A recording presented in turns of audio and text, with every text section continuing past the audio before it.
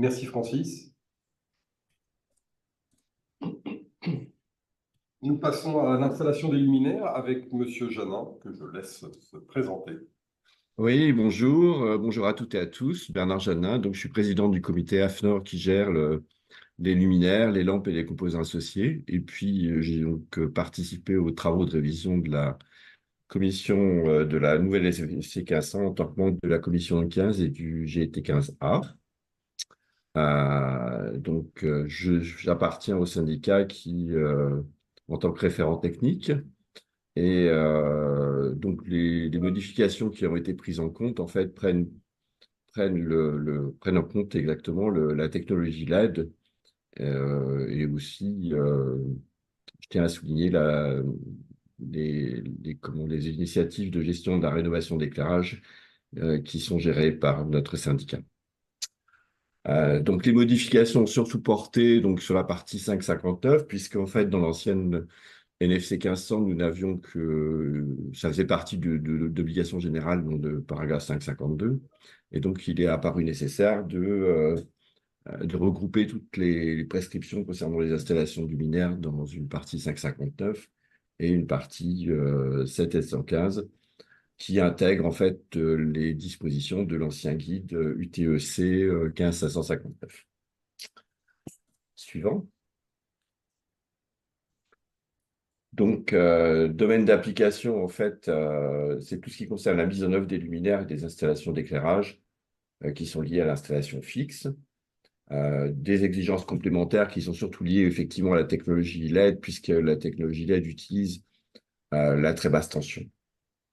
Donc, ça ne traite pas des installations d'éclairage public qui sont traitées par la NFC 17200. Suivant. Donc, dans cette norme, on retrouve, dans ce paragraphe 559, pardon, on trouve des exigences générales. Une modification qui tient compte de la création d'une nouvelle norme pour les enseignes lumineuses et la signalétique, qui est parue en 2023, puisqu'il apparaissait que la norme qui concerne les luminaires n'était pas facilement applicable pour les enseignes, qui sont souvent des produits qui sont fabriqués de manière unitaire. Et puis une évolution qui concerne la mise à jour en fait de la série des normes NFEN 6598 avec de nouvelles dispositions liées à la norme produit qui prennent en compte le fait que de base les produits sans marquage tels que présentés sur le slide peuvent être installés sur des surfaces inflammables. Donc s'il n'y a pas de marquage en fait, ça veut dire qu'on peut installer les luminaires dans tous les cas d'usage et même sur des surfaces combustibles. Une modification qui concerne les appareillages, puisque c'est une précision en fait. Donc tous les appareillages de lampes, en fait, les drivers de lampes qui sont installés à l'extérieur du luminaire doivent être du type indépendant avec le sigle correspondant. Et puis un gros travail qui a été fait sur la mise en œuvre des luminaires encastrés, donc avec la protection du câblage, les appareillages par des dispositifs d'arrêt de traction. Une mise à jour aussi par rapport à l'ancienne version qui précise que les luminaires et les appareillages doivent être attachés aux éléments fixes de la construction. Ça veut dire qu'à partir du moment où ce n'est pas un élément fixe, on doit relier le luminaire, quel que soit son poids, aux éléments fixes. Et le fait que les appareillages de lampes doivent être accessibles pour la maintenance.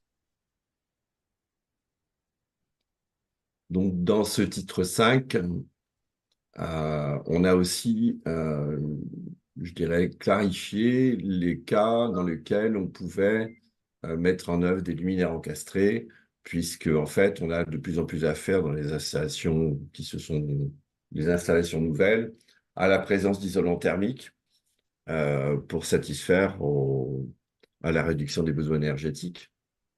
Donc, les installateurs auront le choix pour l'installation de ces luminaires entre deux possibilités. Soit le luminaire n'a pas de marquage et il est conçu pour être couvert d'isolant. Dans ce cas-là, en fait, il n'y a pas de disposition complémentaire à avoir, si ce n'est le fait qu'en cas d'isolation par soufflage. À ce moment-là, en complément des caractéristiques de base du luminaire, il faut avoir un IP 5X et non pas X5 d'ailleurs. Donc protection contre la poussière. Et si le luminaire encastré n'est pas conçu pour être recouvert d'isolant, à ce moment-là, on a deux choix. Le cas A, si c'est de l'isolant en plaque, en fait, on doit réserver un volume d'encastrement dans le plénum ou éventuellement mettre en œuvre un capot isolant. Et dans le deuxième cas, si on a affaire à une isolation par soufflage, à ce moment-là, le capot de protection est obligatoire et il devra avoir une protection 5X, donc protection contre la poussière. Suivant. Donc le 7715, l'article 7715 regroupe toutes les dispositions applicables pour les installations TBT et bien entendu TBTS. Donc tous les appareillages, donc les drivers, doivent être protégés contre les court-circuits et surcharges, mais c'est aussi une des caractéristiques de tous les appareillages indépendants. Donc, section des conducteurs. Donc là, il faut que les sections des conducteurs soient adaptées en fonction du courant de charge, sachant que une des problématiques qui était rencontrée anciennement, c'était le problème des lampes halogènes. Mais les lampes halogènes ont été retirées du marché, ne peuvent plus être mis sur le marché depuis septembre 2023. Et puis, donc, les chutes de tension. Donc, pour les chutes de tension, en fait, toutes les nouvelles installations maintenant se font sur la base de produits à LED. Et en ce qui concerne les limites de chute de tension, en fait, elles doivent être spécifiées par le constructeur ou le fabricant. Voilà, merci. Merci Bernard.